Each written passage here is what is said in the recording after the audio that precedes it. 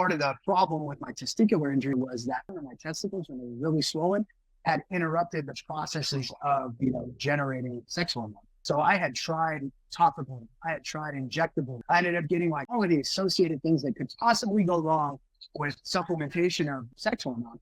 I was mostly interested and had a beautiful accident stumbling into was pre-workout cold exposure and the accidental increase in free and bound testosterone from the low 200s up to almost the 600s in about a 35, 45 day time frame.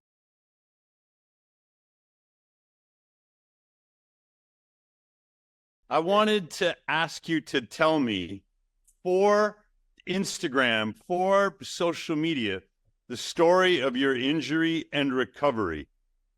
All right. Well, it's not really a recovery so much as it's been a new normal. Is that fair? A new normal, but there's definitely been some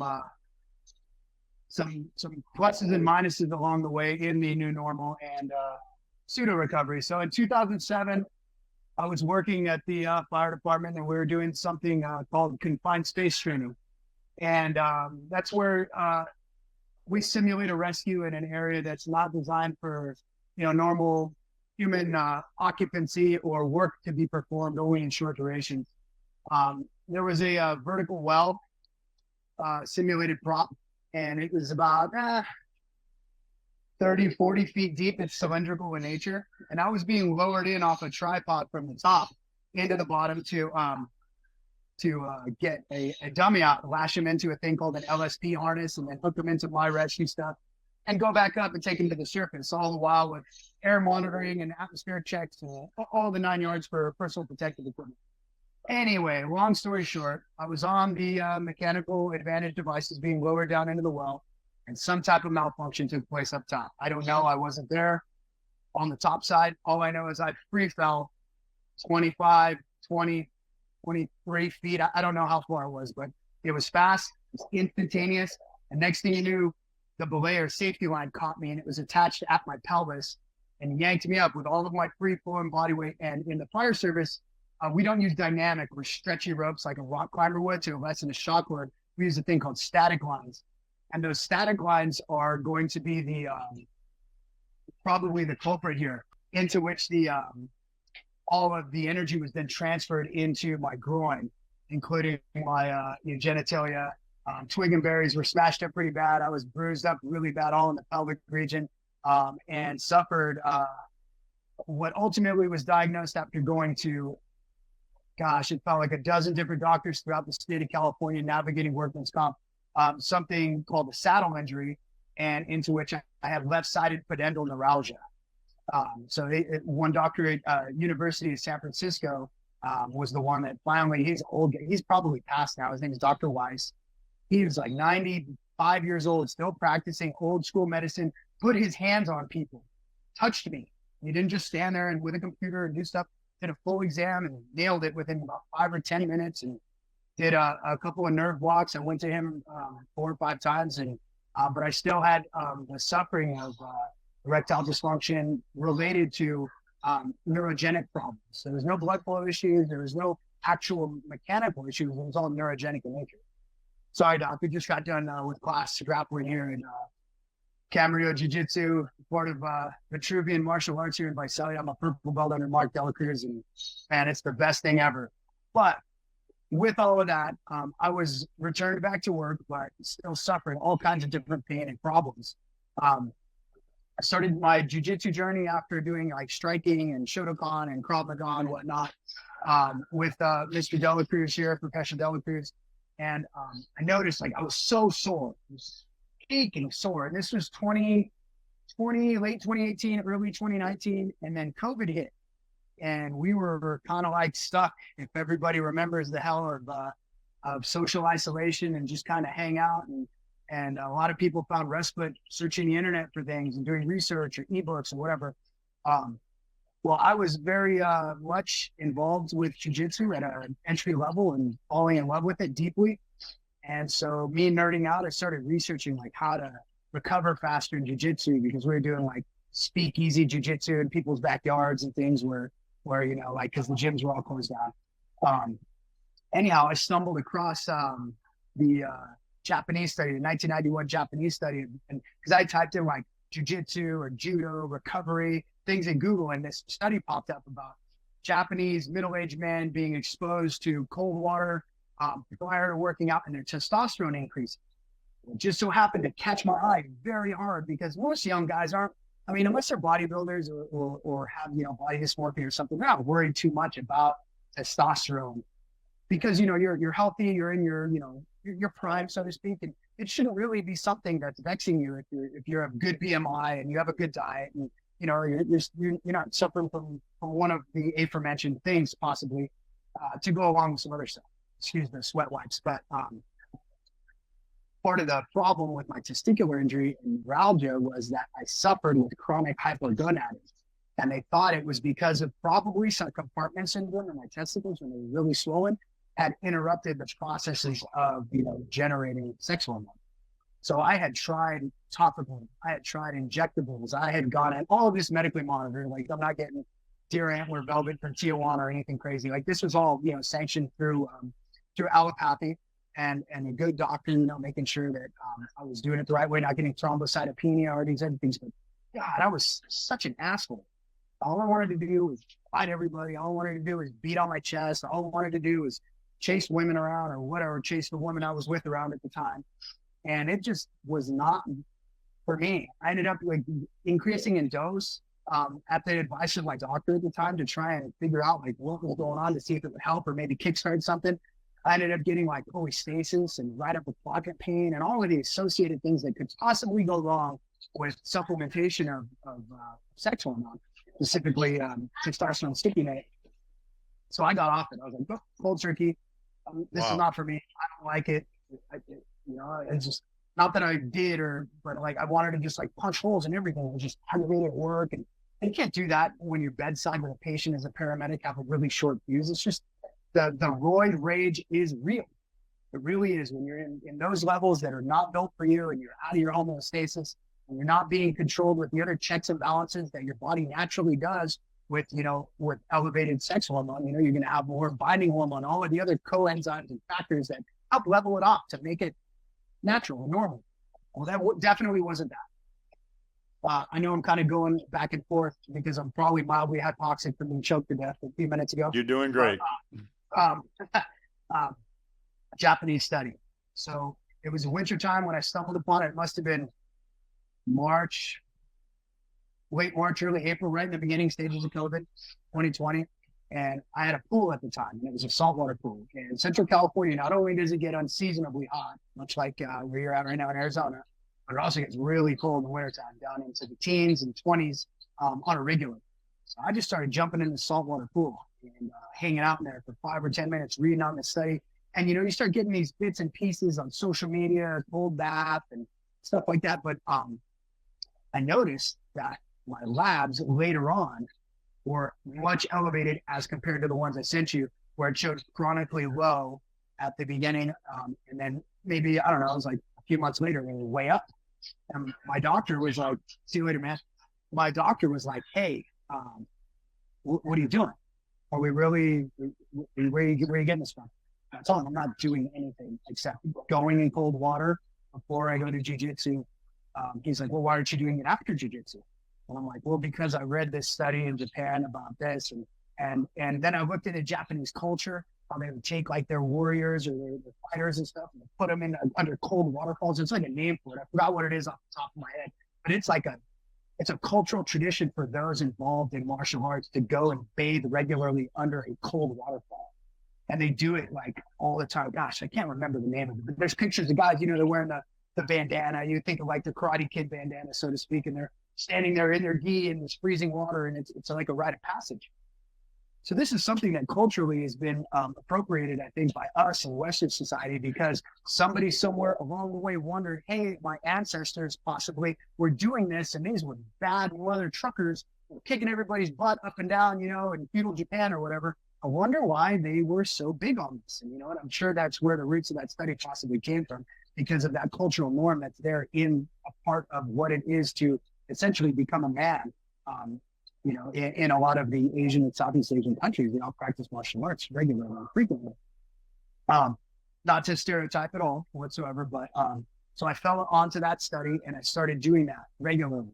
I started doing it at work before we would do like very intense physical training. I wanted to see, you know what, if I do this before jiu-jitsu and I'm going in there and I'm not getting sore and I'm able to have what I felt like was a much larger VO2 max, and I was able to really, really like have a marked change in my ability to perform not only clear mentally, but physically stronger under times of extreme physical strain. I wonder how I can apply this to firefighting, at least firefighting training. And everybody knows you're not going to jump in an ice bath when the tones go off to go to a structure fire. It's ridiculous, right? Because when seconds count, sometimes we're minutes away. So we shave off as much as we can to get there as quickly as possible in any emergency, not just a fire. But in a sterile environment, some training, I started jumping into like a homemade little barrel bath. And we just took the ice and shoal of water. We jump in there and do breath work with an SCBA on, because physiologically, it's very different when you're wearing a positive pressure mask. The lungs and our diaphragm are designed to drop and create a negative pressure space so air rushes into our lungs. That's normal breathing mechanics. But when you strap a CPAP or SCBA or a scuba mask on, you're now pushing pressure into your lungs, and you have to work in the physiologic opposite to not only inhale and take that in under pressure, but then force it out. BiPAP, CPAP principles there. I wanted to see like, okay, I was going to do this. And, we're just obviously trying to put a little twist on the mundane training. Hey, put your air pack on and drag these hoses around, right? Okay, fine. Well, unfortunately, like many other municipalities, certain things are prohibited for reasons in a paramilitaristic environment that you maybe don't get a reason for. So we were then told, hey, no more ice baths at work. Don't do that. It's an order. It's a lawful order. We comply, and we don't do it anymore. So that kind of slowed down the frequency, turn on a cold shower at work, or I can get a grocery bag full of ice from the cooler and hold it over my head in the shower. But it's not quite the same as sitting in there. It's horrible. I'll tell you what, it's no fun. And you do not get the ice face in an ice shower. It is miserable. And also like the little squatty ones, the round tubs, if we have to squat and you're under tetany in your muscles and you can't actually slide in and relax and allow for that vagal tone reset, that fight or flight to pass through the breathing and the shock and all of those other things. I can tell you there's a marked difference between sitting in an ice bath or in deliberate cold water exposure and almost getting supine as much as you can without, completely submerging yourself, versus either squatting in a tub or standing in a cold shower. And I saw some stuff on social media. Obviously, we're all on that right now, about filling your bowl in your freezer and putting your face in it. And I immediately went right back to paramedic school. Went to paramedic school at UCLA, and they had us do the mammalian dive reflex on a cardiac monitor, bending down at the waist, holding our breath in the ice. And you know what? I'd say about 20% of the people there, it elicited a syncopal episode.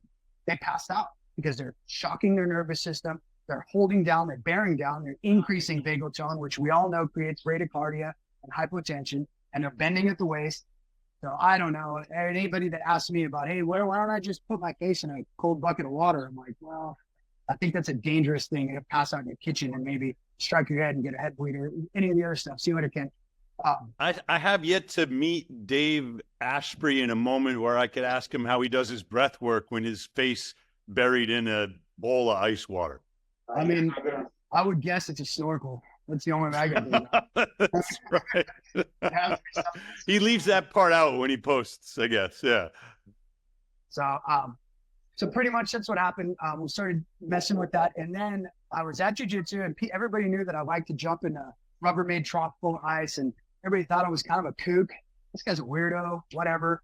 And it started increasing in frequency in social media. And then just by chance, a friend of mine was like, hey, you got to check out this one guy. His name's Tyler, and he has a sauna and an ice bath in his backyard. The ice bath's the same as yours, a Rubbermaid trough.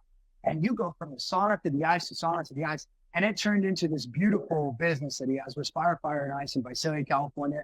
You visited it there. It's a beautiful shop full of all kinds of kindred spirits that we meet there for something which I didn't know was called contrast therapy. And that's the heads of the coin versus the tail of the coin. What I was mostly interested in, had a beautiful accident stumbling into, was pre-workout cold exposure, and the accidental increase in free and bound testosterone from the low 200s up to almost the 600s in about a 35, 45 day time frame. Essentially the screenshots. And it was just completely by accident. After I had gotten off supplemental testosterone and the androgel form deodorant and stuff, my doctor was like, hey, what are you doing, man? I'm like, dude, I'm not doing anything. All I'm doing is getting in cold water and getting in the ice. It was just this, again, a beautiful accident. And then I looked into it more, typed in, the pluses on Google. Anybody that knows a Google search, you plus the add or minus and things like that to try and narrow down your search. And what a beautiful tool Google is. And I stumbled on that study like I went before, and I just went with it. I kept going. I can tell you what, it has been an absolute game changer, not only for my mental health, but I feel better. I don't have to use as much medical supplementation for tumescence and things like that. Unfortunately, that's the reality of it, and I'm not shy about sharing it. Pelvic injuries are a pain in the butt, and they can ruin your life, especially for a young man who's healthy. So testosterone increase from pre-cooling on a workout on a regular basis. I did it today before I did a workout in the garage with my son. I have a little home gym, and I did it again later, about 4 hours, 5.5 hours later, to make sure I got the full anabolic benefits before interrupting that natural inflammatory pathway that the cooling will do post-workout. If you're not careful, you will shunt any of your anabolic gains or any of the protein synthesis from the inflammatory pathways that spurn the skeletal muscle growth. So 5 hours later, my son and I, we jumped in the ice again and pre-cooled for about 6.5, 7 minutes because it's so hot. My coolers can't keep up with it. I don't have a Morozko, not yet, someday. So it doesn't make its own ice, but it does get pretty cold sometimes. But when it's 110 outside, it just can't keep up. It's not made for that. So we have to spend a little bit more time getting to the kind of shivery, uncomfortable, tingly finger toe feeling before we jump out and immediately drive to jiu-jitsu, which is about 11.5 minutes away. So we're right in that threshold of 30 minutes post cold exposure to the gym. I'll go home and I'll eat some good protein, have some creatine, and maybe do a FaceTime with my girlfriend. Huberman once told Mark Bell that nobody ever goes off TRT cold turkey. And that's what you did. I would discount that fact because there's lots of people that have experimented with it or have, let's say, been arrested for it because it's a class 1 substance if you're getting it illicitly, and they immediately stop while they're incarcerated. So I would say there's a population right there that would discount that claim. I'm not a huge fan of allopathic medicine. I will rarely take Advil or ibuprofen. I don't want to get off to the trademark infringement here. But with that, I'm not a huge fan of medicine. Critical care medicine. Okay, like what I do as a paramedic, what Aaron does as a CVICU nurse. Good medicine is good, but most medicine is bad. And good medicine is usually to save your life. And most of the things that we need in our body are found around us in nature with sunshine and grounding, cold water, heat, good people, fresh, good food. All of these very simple things that we have made just so difficult. It's so easy just to avoid the 3 Bs. If it's got a barcode, it comes from a box, or you get it out of a window and it comes in a bag, don't put it in your mouth. And so I found people like you and many other people that I don't like the word influencer, but I don't know how else to capture the things that I have seen and then embodied and modified to make a huge change, not only in my life, but the influence of my 3 young boys that I know they look up to me. I know they love me, and they're going to do the things that I do, not just because Dad does it or because it's cool or it's hip or it's vogue. I try to make sure that they understand why, how, and what is going on with Dad sitting in this bucket of ice. And you know what? It's carried on to them. My son, he's a varsity wrestler, and he's brought his wrestling team over to come jump in my homemade little cold plunge. And man, they think it's the coolest thing ever. And on top of it, it's got a little element of challenge to it. And whether you're male or female, there's still, that dominant masculine feeling of challenging yourself and overcoming the timer, whether it's in jiu-jitsu, like what you just heard right here, or the stopwatch while you're sitting in a cold tub. It's a beautiful, wonderful thing. to push yourself and to get that norepinephrine and dopamine and that satisfactory feeling of I've conquered something. As simple as this, it lets you go on throughout the day with a different disposition that I will. I'm not worried about it. I can do it.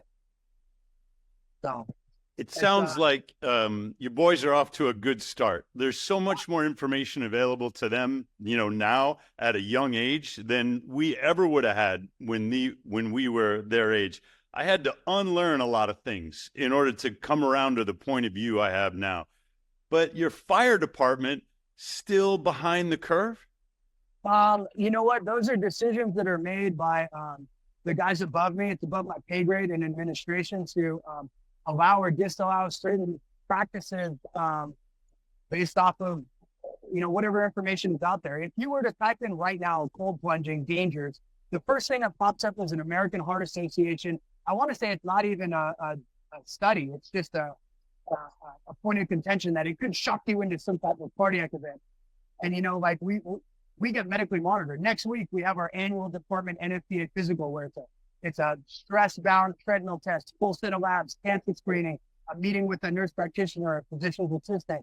And they do the whole gamut to make sure that we are healthy to enter not only immediately dangerous to life and health atmospheres, wearing 60 plus pounds of gear in all types of different weather and scenarios, but that we're also ready and psychologically fit too. We have that component too of a mental health assessment with us.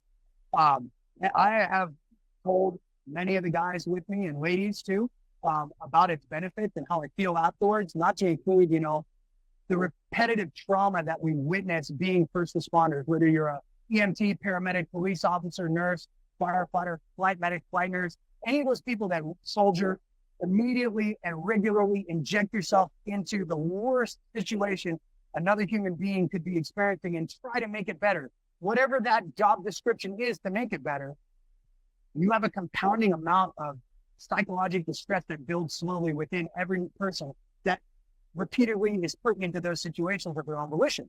Why? Because we're trying to do it. And, doctors and psychologists could say, oh, well, you're a fixer, you got these issues, or whatever. But nevertheless, it's happening. But I noticed also another beautiful accident. As I would sink myself down into the coldest water I could get to at my house, either with bags of ice. I then graduated to a deep freezer with 5-gallon buckets, and then I put those in every 2 or 3 days when I get off duty and have these big chunks of ice in there, which aren't very comfortable when they hit your head. I would notice also that I would come home from work still on, if that makes sense. I was on. I was ready to go. I was in not fight or flight, but I was still kind of like psychologically hot. I was ready to go into work mode, for the door to pop, for the police dog to come running out, right? But when I get home and I want to take off my armor, like I couldn't. It would take me sometimes a day or two, depending on what the situations were while I was at work, whether it's something really hairy or crazy or it was an easy shift, would dictate how long it would take me to get back to Sean, if that makes sense. Yep. I noticed that as I sat myself into the ice, I would breathe through it and get a little bit of mental clarity. When I would get out and dry off or go into the sun, depending on the weather outside, if it's nice and sunny and warm, I'd enjoy it. If it's nice and cold and crummy and foggy, I'd go inside and dry off and get a cup of coffee. But I noticed immediately my disposition was extremely different than if I was to have not done that. And the difference between sitting and getting supine as much as I could, laying out, breathing and relaxing and allowing that release versus trying the cold showers or squatting in one of those other kind of lower grade tubs, if you will, was not the same. The muscle technique of being in a squat the whole time didn't allow me to release. And the cold showers torture. It gets the job done to wake you up and give you like a dopamine dump, but it doesn't give you the vagal tone reset because of the bearing down that you're doing while you're suffering through that. So I noticed that cold showers leave you angry. Metabolically, there's a lot of good things going on, but emotionally, it's not the same. You never get that dive reflex that brings you back down, that parasympathetic nervous system activation. I was not able to switch from a swing in the sympathetic from work back into homeostasis, or maybe even a little dip into the feed or breathe side, not the fight or flight. And sitting in the ice did that for me. And that's what sold all of the guys and gals at work. I said, hey, When I sit in this ice, I don't feel fucked up anymore. And you know what? I had Lisa, I had Mary. Those were the two first people, the two female firefighters. They were like, what? They were more able to comprehend psychological distress than I think that the machista, the chest pounding big gorilla firefighter would be willing to admit that, hey, this bothered me a little bit. Oh, I'm gonna be okay, or I'll have another drink, or whatever their coping mechanism of unhealthy nature is. I was able to find something, and then we played telephone. They told others, and then Sergio came through, and then Sebastian, and then Joseph. And then next thing you know, I got my crew to go with me after I found out about this Fire and Ice. And I took my crew with me, and I took my boys with me, and everybody was like, man, I didn't share this, but my children, my 3 boys, they also went through with me and with their mother a bad divorce. They're just along for the ride when it doesn't work out. And I know you too in time had a similar situation with the relationship not working out. Man, the kids are just buckled into that car seat behind you as you're driving, trying to figure it out. And you know what? I think it helped them too. And it's going to fuck me up because I love my voice. I'm sorry. But, excuse me.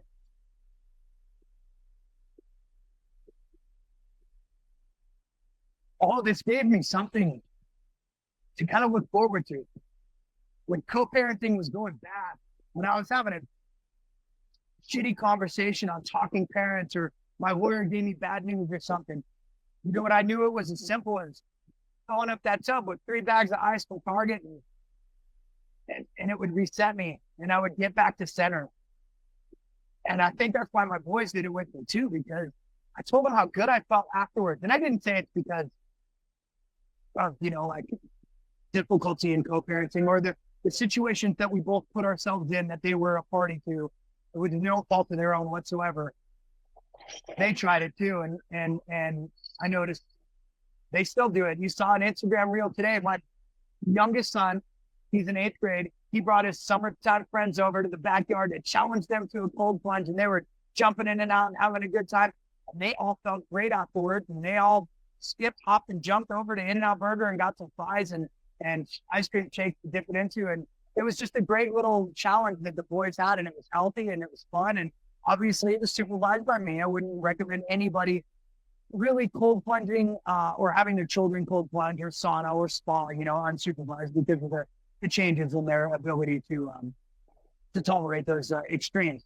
But with that being said, man, sorry for cracking up on you there, but it's weird, the timing of everything. It's purposeful. I think religion and spirituality, to get into the weeds a little bit, are very different.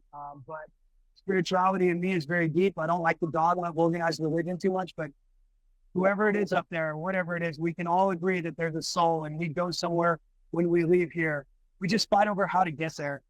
And man, this was God's perfect timing, if I may, in not only their mind and the ability to rectify, to get off of TRT, to find something that helped me psychologically, not only with the dynamics of my work, which are of my own. Like, I'm doing this voluntarily. Nobody has a gun to my head saying, go into that building or go run into that shooting scene, or mother that's having, a complicated birth, those things jack you up over time. I can't imagine what police officers have to deal with, but man, if they're not sitting in ice, they're missing the boat, because they have it harder than we do as firefighters. I would say. Some police officers, you can imagine. Yeah. I know. Matter of fact, I was doing jiu-jitsu here today with a police officer. He's the captain with the local police department here. He's a homicide detective. And he goes to Tyler's very often. And he was actually joking today with me as he was pummeling me into the mats about, hey, your eyes valve on at your house? I'd sure like to jump in today. And you know what? He may come over afterwards. It's getting its use today between the 4 kids, me and my son, and maybe an extra person. But we do it regularly, and it's become a routine. I have a friend named Tyler Vera, not to be confused with Tyler Baxley, the owner of RFI. Him and another guy is usually on Sunday open mat. They travel down from Sacramento, and before they drive back from Visalia to Sacramento, it's about a 2-hour drive, they'll come to my house and cold plunge with me before they drive away. Now, that seems to be almost 100% different than what I said about pre-cooling before a workout. Sometimes I post-cool. because I am just beat to death. So I have found two things. I will pre-cool before I do resistance training. Anabolic resistance training, sets to failure, things of that nature, and even some cardiovascular exercise that's intertwined into interval training. After jujitsu or long runs or air bike sessions or things like that, I will post cool because I am so metabolically taxed. I need that peripheral strong vasoconstriction to help me mitigate the lactic acid through our number one buffer system, which is our respiratory drive. And that excitement, that tachypnea, that deep breathing, that breath work in the ice, if you will, not to go into Wim Hof. I don't like the way that makes me feel. So I don't participate. I've tried it, but post aerobic, anaerobic, lactic sessions, jiu-jitsu, long runs, metabolically taxing things, I found post-cooling tends to help. I'm glad you mentioned it. There is a role for post-cooling in the way that you described it, because not everybody is going for the hypertrophy, the anabolic gains, the muscle growth. Sometimes you can use the ice bath for the reduced delayed onset muscle soreness to get yourself back to performance ready faster. These are the way that it's been used for hundreds of years. And it's okay when you are doing the right therapy for the right goal. Right. You got to use a screwdriver on screws and a hammer for nails. Like it's the same. It's a tool. It's a toolbox to be used in a different way. And you know what I found for me also, the last component was I will do interval training incorporating that. So I will sit for a recovery period for a minute or two in the cold water and get out and then do some lactic intervals with kettlebells or thruster squats or whatever I want to mix up my workout. And I'm doing it barefooted in the sunshine, grounded in my backyard, back into the ice, do the interval, do 5 or 6 or 7 sets of that and on. I would say that afterwards, the next day, I feel pumped and jazzed and energized with testosterone. I would like to see something in regards to serum testosterone levels with cold water rest intervals during all of that. Right? Because I was just fooling around with one of the guys, his name's Josh Canfield, and we were like, let's do this. It was hot outside. Let's cool off in the ice and get back on the air bike for 2 minutes sprinting and do all that stuff. Now, there's some cooks in the kitchen. Is it the grounding? Is it the sunshine? Is it the breathing? Or is it the ice? All of it. I would say that it's probably the biggest ingredient there is cooling, because I did all those other things before without sitting in the ice, and I didn't get those results. And the good thing is those results is that free testosterone that's indigenous, that you've made on your own, it lasts several days. And if you're regularly doing that, you're going to keep elevating until you get to the point to where your homeostatic high point hits. And I think mine's right around 700 for me. That's what that sounds like a healthy level. You know, I'm not interested in normal levels. I'm interested in healthy levels. If I were down at like 400, my doctor would say, oh, Seeger, you're doing fine. You're normal. You're 58 years old. It goes down with age. Screw that. I want healthy levels, because normal is sick these days. That's right. Normal is sick, and sick is money. And I don't like that. I don't want to be somebody's paycheck. I want to be me. I want to feel good. And so normal is a subjective term, right? What is normal? What is, I'm not normal. Are you normal? No, we're not normal in the eyes of most people. So why would I want to be normal on some sheet of paper with a metabolic range, with a numerical range that's so sweepingly large? Like, how do you put anybody into that? You can't. There's no 50th percentile there. Like, tell me, what's there on the scale level? So do you feel good? Okay, why don't you try these things? But there's still money to be made in it. Unfortunately, with allopathic medicine, there's the medical industrial complex of meeting your doctor, paying your copay, following an insurance plan, rinse, repeat, go to Walgreens, get your prescription, they get their hands in it, keep doing this thing, and next thing you know, you're just meeting a modern drug dealer. Good medicine is good, and good medicine is usually critical medicine. Everything else is in nature just about. I mean, don't get me wrong, anthrax is natural too. That's not a great to take, but you know, like obviously with some common sense, which is unfortunately getting rarer and rarer to find, everything is at our fingertips. And I want to say a lot of it has been pushed away. And you know, the number one contraindication to jumping in an ice bath is not wanting to get in the ice bath in the first place. You can't force somebody into doing it. And you know what? I'm going to quote you on that. I think I'm quoting somebody on this. I'm not sure who it is, but with that being said, Doc, I love your content. I love the knowledge. The free information on Morozko.com at the science section is a plethora for anybody who is interested in finding out more about something that seems so vogue and so trendy, but it's really not. It just looks so cool to capture on tape, and everybody wants to express the only way we know how right now through the media of social platforms, how great they feel after sitting in something as simple as cold water. So that's why it tends to be vogue and trendy and whatnot in the eyes of people that may be disproportionately against it. And I think that they should try it for themselves. But again, I feel the same way. Just try it. And then you can write me a note and say it didn't work for me, and that's fine. These are my labs. I didn't go anywhere. Nothing about my life improved and it felt crappy. Okay. Then it wasn't for you. I'm pretty sure that complaint box is going to be pretty empty. So far, so good. Which department is it in Arizona? Is it, it's not Tempe. It's, Gilbert. Gilbert, Yep. Arizona. Just south of my parents. Hats off to that administration. They get it. They know their police and fire are assets and they're athletes, and they need to recover, and they have to reset to perform the hardest jobs in society, catching the bad guy, getting shot at, going into the burning building, resuscitating a baby. These things are not free, and we pay the price afterwards. And hats off to the fire chief and the administration, the human resources, and the city civic management of Gilbert, Arizona, for building that recovery room. And whether it's on duty or off duty, however the policies allow this option for their tactical athletes, police and fire, to go in there and get some respite before they have to go and do it again, man, they get it. 100%. They're gathering data on it, and they are so pleased. The rates by which people are sticking with it, the rates by which people are coming back, the rates by which people say their lives are getting better, they're in the 90s, as a percentage. It's working for people. And they know that if they're reducing sick time, if they're reducing workman's compensation claim, injuries, and extending the career and the lives of the firefighters, it is paying for itself like 10 times over, because they don't have to go and recruit and train new people to replace the ones that used to age out or injure out of their profession. So I'm hoping more fire departments are going to take Gilbert's example. They do, or they stress out. And what do? We escape.